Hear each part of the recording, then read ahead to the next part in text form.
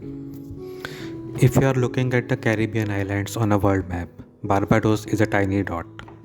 It hardly measures 21 by 21 kilometers approximately and is home to just under 300,000 people.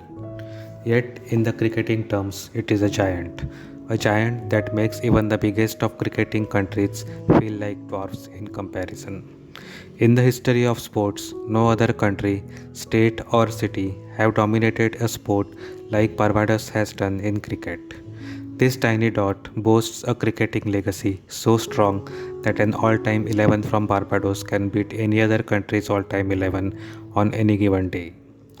In one of our earlier videos, we covered the life of a Barbadian great, the legendary Frank Worrell. In today's video, we will be talking of another Barbados great, Malcolm Marshall, considered by many as the greatest fast bowler to ever play the game. And yet, apart from their Barbadian connection, there is one more connection that binds Sir Frank Worrell and Malcolm Marshall, the fact that both of them were diagnosed with cancer, which led to their untimely demise. Malcolm was born on 18th of April 1958 in Bridgetown, Barbados. Malcolm's father was a police officer and also a budding cricketer at the local club.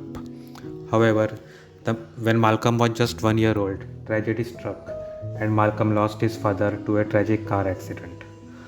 Malcolm started his education in 1963 at the St. Giles Boys' School and at the same time started honing his cricketing skill under the watchful eyes of his grandfather. When Malcolm was 18 years old, he started playing for a local corporate team called the Banks Brewery. The same year, Malcolm got a chance to represent a young West Indies team against the young visiting British team. Malcolm got out for a duck and conceded 53 runs in the 8 overs that he bowled in this match. Very few would have thought that Malcolm would end up as an all-time great after watching him play in this match. Malcolm idealized Sir Garfield Sobers as a young cricketer, another Barbadian great, after he had watched Sobers score a magnificent 100 against New Zealand in 1972. One can assume that just like Sobers, Malcolm too wanted to be an all-rounder. Malcolm's first big break came in 1978 when he represented Barbados in a List A match and again ended up going wicketless and scoring a duck. But just 4 days later, he got a chance to represent Barbados in first-class cricket, making his first-class debut against Jamaica. In this match, however, he shone bright and ended up taking 6 for 77 in his debut match. And as luck would have it, he got selected for the upcoming India tour just on the basis of this one match appearance, as many of the senior West Indies were playing in the Rebels Kerry Packer World Series cricket. Malcolm heard of his selection on a radio while working in the storeroom of Banks Brewery, and later on he admitted that he did not know where India was when he had heard about the selection. He made his Test debut in the second Test of that tour, which was played at M. Chinnaswamy Stadium in Bangalore. Although he did not do much in the 3 Test series he played against India, he did manage to bag a county contract for Hampshire. During the 1979 Cricket World Cup, Malcolm was in the West Indies World Cup squad but did not get a single game in the tournament. However, Malcolm came into his own on the England tour in 1980, dismissing Mike Gatting, Brian Rose and Peter Willey in quick succession, triggering a collapse. But even this wasn't enough to warrant a permanent place in the team, as the team boasted of many legendary fast bowlers in the lineup. He was again out of the team for 2 years, getting recalled again in 1982 after a brilliant season for Hampshire, where he took 134 wickets at an average of 16. This record of his in county cricket still stands. After getting recalled into the team, he remained a regular in the team till his retirement. At the peak of his career, he turned down a $1 million offer to join a rebel West Indies team on a tour to South Africa, which was an international sporting isolation due to the apartheid regime. In the 1984 tour of England, West Indies achieved a blackwash, a 5-0 drubbing of the England cricket team, and is to date the only visiting team to achieve that feat. He took 24 wickets in this series, averaging 18.20 with the ball. In the third Test of this series, he broke his thumb at two different places while attempting to stop a ball hit by Chris Broad.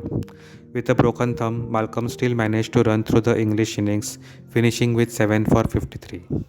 And then, with a broken thumb, he came out to bat at number 11, which allowed Larry Gomes to complete his century and allowed West Indies to increase their lead over England. The memory of Malcolm batting one-handed with one arm in plaster has been forever etched in the minds of cricketing fans from all over the world.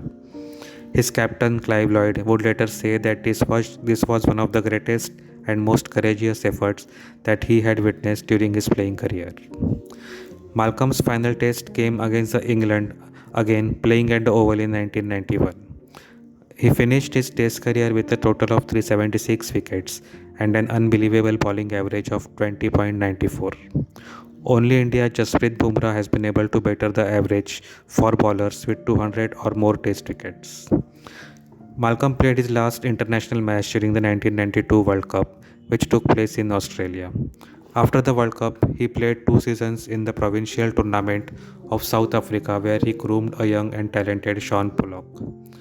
For his county side Hampshire, Malcolm finished with more than 1,000 wickets.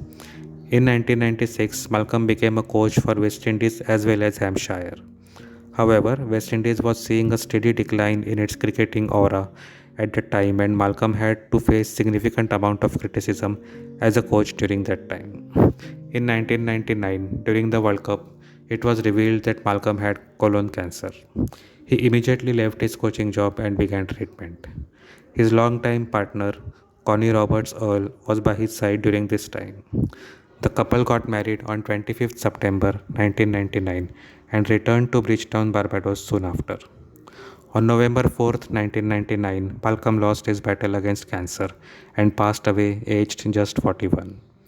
Malcolm was a shadow of himself during his last days, weighing just over 25 kgs at the time of his passing. The world was shocked at this sudden development. Just a few months ago, he was coaching the West Indies team, and now he was no more. During his funeral, his coffin was carried by five West Indies captains, and he was buried at St. Bartholomew Church in Barbados. Malcolm might have passed away way too soon, but his legacy and his ferocity will be remembered as long as cricket and its loyal fans continue to exist.